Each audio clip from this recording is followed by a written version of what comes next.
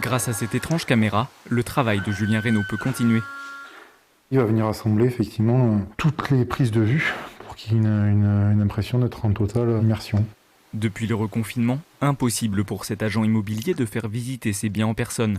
Alors il passe dans chaque maison, dans chaque appartement de son catalogue pour les scanner et ainsi proposer une visite virtuelle, pratique mais pas vendeur. Il faut se mettre à la place d'un acquéreur, très compliqué d'acheter un bien sans l'avoir visité, sans avoir ressenti l'intérieur. Ça ne remplace pas la visite en réel complètement, notamment pour une décision aussi importante que l'achat d'un bien immobilier. À l'agence, les salariés répondent toujours présents, les activités de gestion et de location sont bien là, mais la chute de la demande aussi. Elle avait été très nette sur le premier confinement, on était quasiment à moins 70% sur les demandes.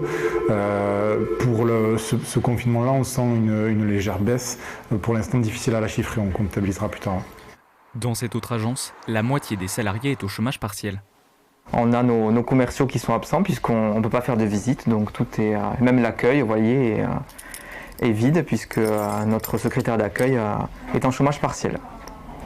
Quand les nouvelles règles du confinement sont sorties là, on a mis beaucoup de temps à savoir qu'est-ce qu'on avait le droit de faire comme activité, qu'est-ce qu'on n'avait pas le droit de faire également, comment on ne peut pas faire visiter les biens, il n'y a pas de dossier qui se monte, il n'y a pas de suivi et il n'y a pas d'argent qui rentre forcément. Après le premier confinement, le marché de l'immobilier a connu un grand boom. Forcément, tous espèrent le même scénario à la sortie du second.